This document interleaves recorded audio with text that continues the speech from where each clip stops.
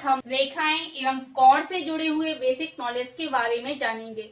इसमें इसका नाम ही है रेखाएं एवं कोण। अगर हम इसको दो पार्ट में डिवाइड करें तो इसका पहला पार्ट बनेगा रेखाएं और दूसरा बनेगा कोण। तो इस चैप्टर में हमें रेखाओं और कोणों से संबंधित जो भी जानकारी है उसको पढ़ना है। तो सबसे पहले हम जानते हैं रेखाओं के बारे में कि रेखाएं क्या होती हैं।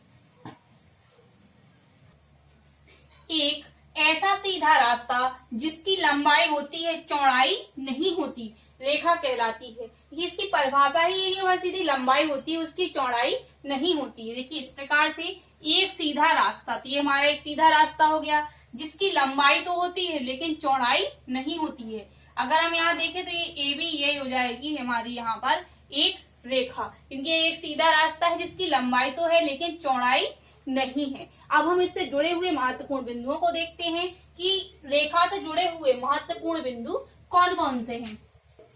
रेखा अनंत बिंदुओं का वह समूह है जिसका कोई अंत बिंदु नहीं होता है। तो रेखा का अंत बिंदु नहीं होता है। देखिए यहाँ कहा गया है रेखा अनंत बिंदुओं का समूह है। अगर हम इसमें देखें तो अनंत बिंदु इस प्रकार से रख सकते हैं।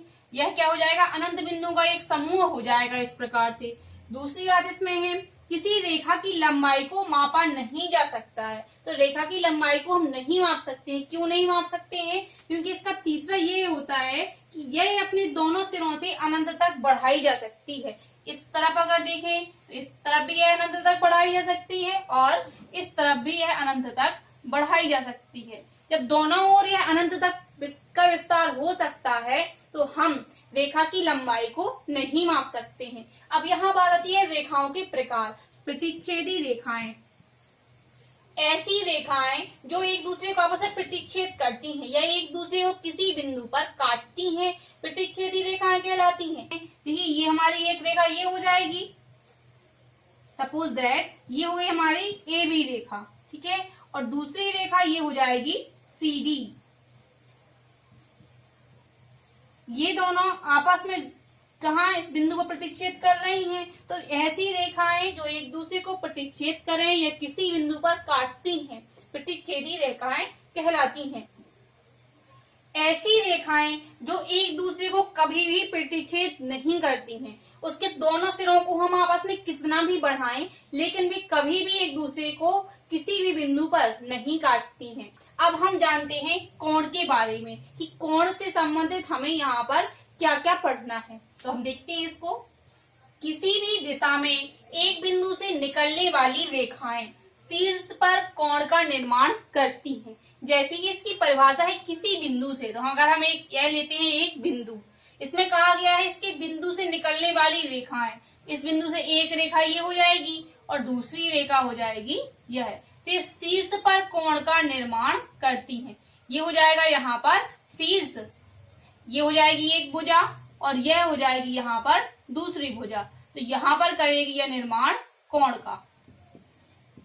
तो इसकी परिभाषा से ही स्पष्ट है कि किसी बिंदु से निकलने वाली रेखाएं, तो यहाँ बिंदु से रेखाएं निकली हैं, शीर्ष पर कोण का निर्माण करती हैं। अब कोण के प्रकार हम पढ़ते हैं। तो कोण के प्रकार काफी होते हैं, तो इसको हम लाइन बाय लाइन देखते हैं। पहला है न्यून कोण, 90 डिग्री से कम हो। तो ऐसा कोण जिसका मान 90 डिग्री से हमेशा कम ही हो वह कहलाएगा न्यून कोण। फॉर एग्जाम्पल इस प्रकार से देखिए ये कोण यहाँ पर 90 से कम बन रहा है, तो यह हो जाएगा यहाँ पर न्यून कोण। दूसरा प्रकार है समकोण, तो 90 डिग्री के बराबर। तो ऐसा कोण जिसका मान 90 डिग्री के बराबर होता है समकोण कहलाता है। यह हो जाएगा हमारा समकोण। जिसमें कोण हमेशा 90 डिग्री का बने वह कहलाता है समकोण।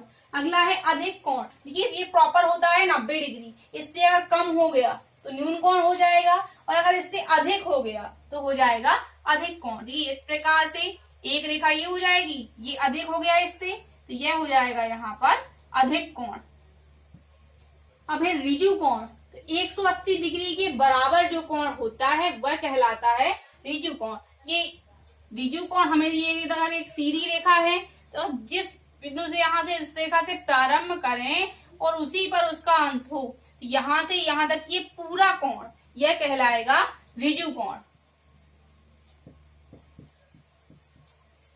जो एक सीधी रेखा के ऊपर बनता है, यानी सीधी रेखा के एक भाग में बनता है। अगर हम ये ऊपर देखें तो यहाँ भी ऋजु कोण बन रहा है, और अगर इसमें देखें इस पार्ट में तो भी ये ऋजु कोण बन रहा है। लेकिन अगर पूरा कर देंगे तो पूरा ऋजु कोण नहीं होगा, सिर्फ रेखा के एक ओर का भाग करता है ऋजु कोण का निर्माण।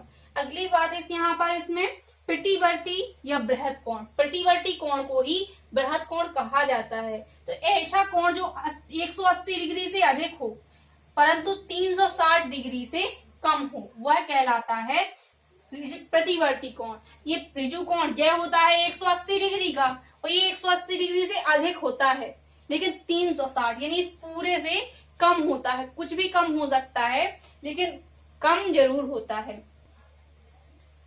फॉर एग्जाम्पल जैसे हमारा यहाँ पर एक कोण बन रहा है और हम कहें इसमें ऋजु कोण, तो इसको एक बृहद कोण भी कहते हैं। जो ये बाहर अब ये कोण बन रहा है ये कहलाएगा यहाँ पर प्रतिवर्ती कोण। अब इस प्रतिवर्ती कोण का मान कैसे निकालते हैं हम, तो 360 डिग्री में से जो ये कोण दिया है उसको घटा देंगे अगर, तो हमें प्राप्त हो जाता है प्रतिवर्ती कोण। यानी 360 में से जो कोण दिया हो उसको घटा देने पर हमें यहाँ पर प्रतिवर्ती कोण का मान प्राप्त हो जाता है, क्योंकि हमें प्रतिवर्ती कोण का मतलब होता है पूरा कोण, बृहद कोण। ये तो ये हो जाए हमारे यहाँ पर इन कोण के प्रकार। अब हम और आगे देखते हैं। कोणों के अंतर्गत अगला प्रकार है पूरक कोण। यदि दो कोणों का योग 90 डिग्री के बराबर होता है तो वे कोण आपस में पूरक कोण कहलाते हैं। यदि हमारा इस प्रकार से यह एक समकोण बन रहा है, यहाँ पर एक कोण मान लेते हैं हम x और दूसरा मान लेते हैं y, तो यहाँ पर स्पष्ट रूप से कहा गया है कि दोनों का योग होता है 90 डिग्री के बराबर, अर्थात यहाँ पर x प्लस वाई बराबर 90 डिग्री ही होता है, तभी वह पूरक कोण कहलाता है। फॉर एग्जाम्पल अगर इस प्रकार से हमें कोई चित्र दिया हो और इसमें एक कोण का मान दिया हो 70 डिग्री और दूसरे कोण का मान हमें यहाँ पर ज्ञात करना हो और कहा जाए कि ये पूरक कोण है, तब हम इसमें y का मान कैसे ज्ञात करेंगे। तो देखिए हम जानते हैं पूरक कोण का योग होता है 90 डिग्री, तो चूंकि यहाँ पर पूरक कोणों के योग से 70 प्लस y बराबर आ जाएगा 90 डिग्री, तो यहाँ से y बराबर हो जाएगा 90 माइनस 70 डिग्री, तो y बराबर आ जाएगा 20 डिग्री। इस प्रकार से हमें यहाँ पर y का मान ये प्राप्त हो जाएगा 20 डिग्री। और जांच के लिए अगर हम देखें तो पूरा कोणों का योग 90 डिग्री होता है, तो अगर हम यहाँ जांच करें अगर इसकी, तो जांच में x प्लस वाई बराबर 90 डिग्री आना चाहिए। तो अगर इसमें x देखें तो इसका मान हो जाएगा 70 और y का मान है प्राप्त हुआ है 20 बराबर 90, तो यहाँ से 90 बराबर है प्राप्त हो जाएगा 90। स्पष्टतः पूरक कोणों का योग होता है 90 डिग्री। अगला टाइप है संपूरक कोण। तो यदि कोणों का जोड़ 180 डिग्री के बराबर होता है तो ऐसे कोण कहलाते हैं संपूरक कोण। ये पूरक होता है 90 डिग्री का और संपूरक होता है 180 डिग्री का। इसमें संपूरक हम जानते हैं एक पूरा कोण, ये कहलाता है संपूरक कोण। यहाँ से यहाँ तक एक रेखा के एक तरफ के भागों का योग कहलाता है संपूरक कोण। इसमें हमने एक कोण ये मान लिया है a और दूसरा b, तो इसमें होता है a प्लस b बराबर 180 डिग्री, क्योंकि दो कोणों का योग इसमें होता है 180 डिग्री। फॉर एग्जाम्पल इस प्रकार की हमें कोई आकृति दी गई है और कहा गया है कि इसमें x डिग्री का मान क्या होगा या x का मान इसमें क्या होगा। इसमें हमें दिख रहा है कि ये संपूरक कोण बन रहे हैं और चूंकि हम जानते हैं संपूरक कोणों का योग होता है 180 डिग्री, तो यहाँ पर x प्लस 70 बराबर हो जाएगा 180 डिग्री। यहाँ से x बराबर हो जाएगा 180 माइनस 70, तो x बराबर आ जाएगा यहाँ से 110 डिग्री। इस प्रकार से हमें यहाँ पर x का मान प्राप्त हो जाएगा। इसकी भी जांच हम कर सकते हैं। यदि हम 70 और 110 का योग करें तो हमें प्राप्त हो जाएगा 180। इस प्रकार से हमें इसमें कंफ्यूज नहीं होना है। पूरक 90 डिग्री और संपूरक होता है 180 डिग्री का।